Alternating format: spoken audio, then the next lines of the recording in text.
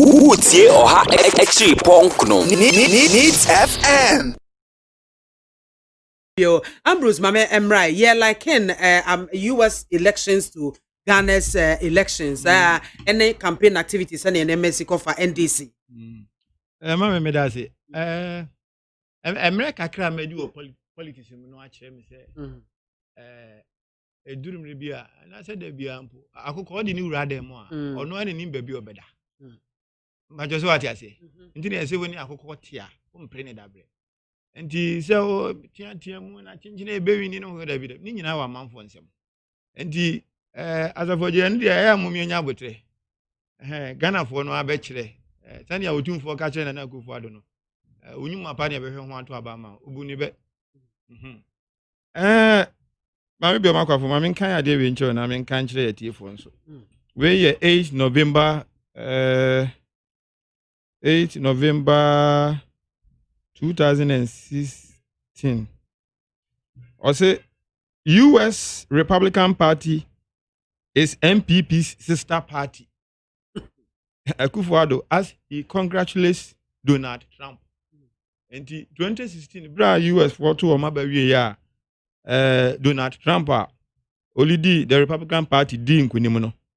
Na Ghana then presidential candidate for the MPP Nana Addo Dankwa Akufo-Addo. Say US Republican Party is MPP's sister party. Say what you say, na say omoni omo ane di kasu bom. Omo ye abasako mu fo. Omo yonko prekope eni omo nti omo mo mammo. Enye amono say na oman sa akwa. Yen ye social democrats me kan dis amanyoko no a. Yen botan ni say ye de oman no ene ankura beto abasako mu ama oman na japade no ya che. Na MPP for ye omo ye capitalist. In political ideology no yebeka say omo ye right of the center and the left of the center ideologically no political parties say we are seeing and now we are aligned into we are International Democratic Union parties in the right of the center MPP for di mu akote na omo ka ho bi ye free ko no IDU but also what you say and ayanso ego e friend Socialist International yenso ye were left of the center ye gidi say o say omani na di ani madi mpuntu obre amanfo yenso ye ka ho bi nti uko UK ye ni parties bi say Labour Party na akwa America ye ni the Democratic Party no na ye di kasubo ma ye kambo ma ye charge ne dum bi o mo boa ye mponi onkeka ndi ideologically so obi ka say MPP amanyoko ne wo Ghana ne Republican Party e di ncho wo US ni ayonkofa bia tani pa na ehu abori nti odwane afri US abato mbajo say what you say eni number 1. Number 2, agrobaso evanopa. The Republicans in a din kunim US abay mu a. Enka dey enu anu MPP for kire o Ghana nkenye ne. Don say minu ani say mi o kan o dia kosi COVID-19 na to ato anu nkeka. Enenye hankwa na maba. Magika akọ 1 media house anope. Omo representatives nyina say ya no mo ye. Ya kire omo de omo nka enti they keep on obfuscating the issues. What the kobunkum no the abanifa na asem no to atwa na edane sa because they do the ana what Donald Trump ni leadership ni subani ni nipadua afiri na nado omu nyina ya de kro uko social media bi mpo kiro ado Trump na Akufo-Addo oni Donald Trump they say omu nyina ya de and the akos were US no enu bi na December 7 the be ko so Ghana ma me bi makwafo oni bibi me pese me kire kire ade bi mu kire kakra US man no gina nyoma num so na to wo maba nyoma makumaku no de di kan ye healthcare na healthcare ni fapem pa na ba ke friend Obama ke me cho se wati ni bibro yen sentwe ni de ensakraya Donald Trump ye na adwen se obeye wo Obama ke mu no America fo bebre adwen kire wo se na enya ade na eboa because na eye discriminatory enti America fo gina eno so se beto abati a Republican Party a Donald Trump dano a na Akufo-Addo ni MPP omo ye omo ayonkofo we na Akufo-Addo abenya obu Ghana memmo na ba apomdini ne ho nsensem a enya de a wabọ no homoden wo de abenya gisika be omo no homoden wa apomdini yes apomdini nsensem abenya gisika be 375 billion Ghana cedis sika aban ho meka oil revenue tax revenue grant any proper loans. And so we have to say healthcare infrastructure. And ya dia ben abon homodi. Hospital ba kokra aban CB. Me nka chips compound ene de keka ho because chips compound there. Me kra me constituency apa de ncha west kra no bebre kra no man panyi John Dramani mama ya yan commission ene commission tie fini de ka ho. Hospital ba kokra ni ho na ado aban in 4 years why. Ba yan Ubehu Rage Hospital. Ubehu University of Ghana Medical Hospital. Ubehu Bank of Ghana Hospital. Ubehu Hospital sakese bebre wa regional hospital any bebre ya sika enya na ye. Na botan say ya pom dire ne ho sensem no ebetumi abo amani nyina akwa enim. Enti healthcare Donald Trump ne na ban amo ho modern we US ankofo to abeti omo. The same thing na Nado aban so eye organ ha sesi a. Nti na me say omo ya de kro. Memma 5 matrices ni nyina me wi a mama leadership COVID-19. Mami bi makwa fo de ode once na ba fie. De ode ahwede ba fie no ode once na ba. Sometime in December last year 2019 and COVID-19 unity or Southeast Asia.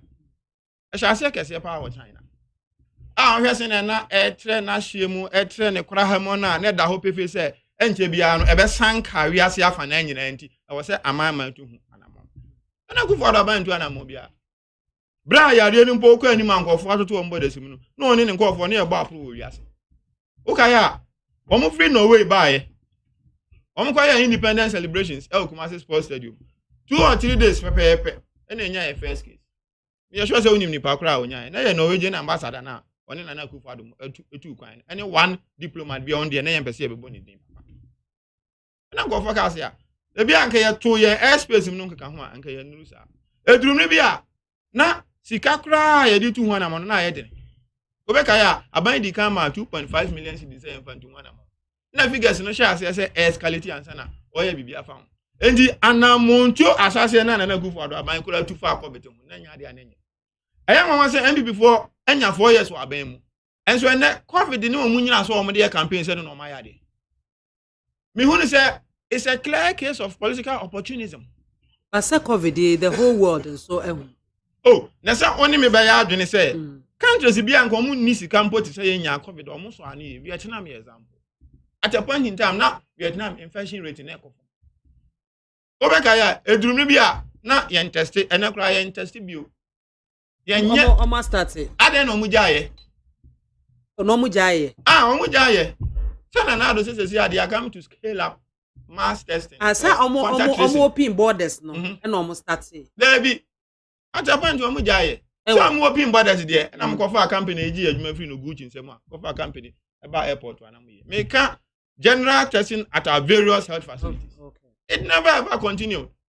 So there's the young one crowns all the basically and Akufo-Addo aban edi enya e wo COVID dwumadi. You can't get $1 billion from World Bank enhanced credit facility. So okay.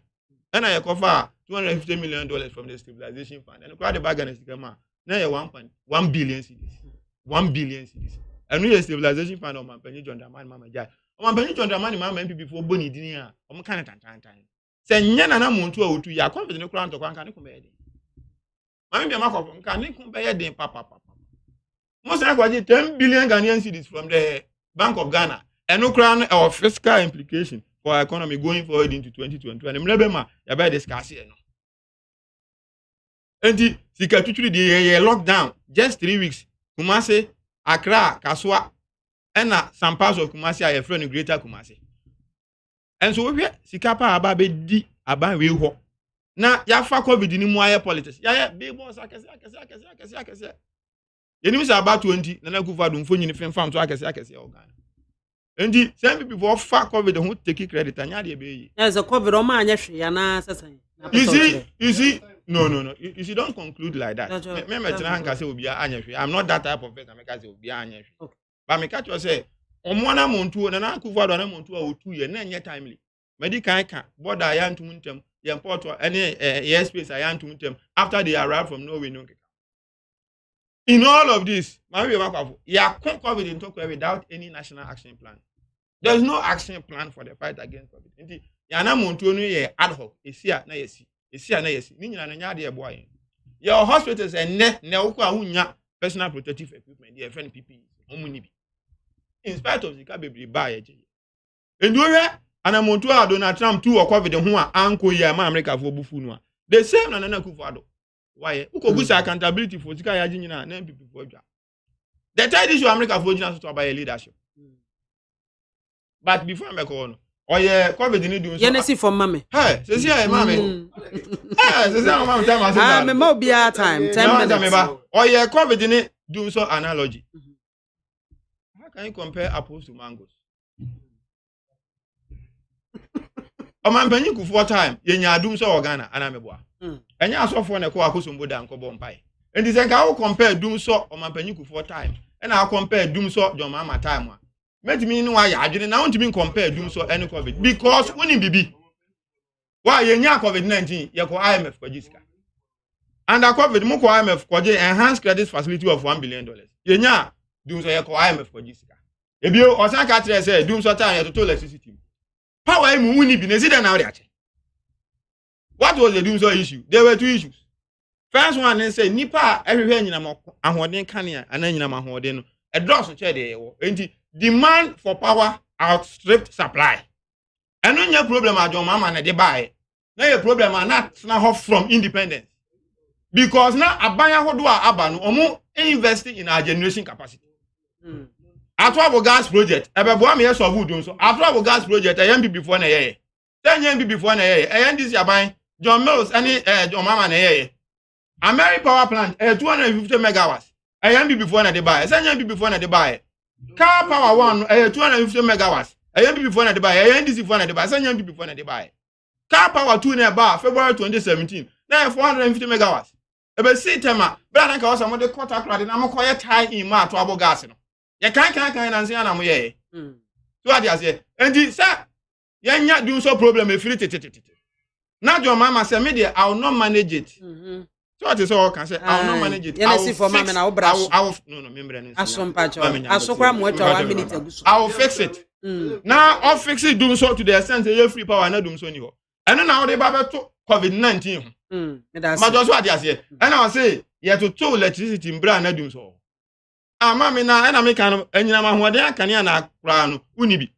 is it na wode che yes nemo.com non habit you can't give what you don't have na say you need generation capacity a obeze na wode ache me da say am be ma for last issue mbacho kotojogu from last issue or say 4 to 5 years and this time you am public servant or public sector that is a lie me man one example oba ko health sector performance report 2017 Dr. Nsiansare ne science sa report no. Who can say report to page 28 the account honey say from 2012 ABC 2017 the for nurses for and other health workers mako 11,422 e Ghana. Okay. And this what can say and this time am for be our public sector. Asema can no kro nim the now hon net freeze unemployment. Okay. And the teacher for doctor for health workers and other such important security stuff. Security move for nyina na for nyina adwuma. And so once o can be abo me so kan no one quarantine. Meda sipi Utie Oha Exi Ponkno Needs FM.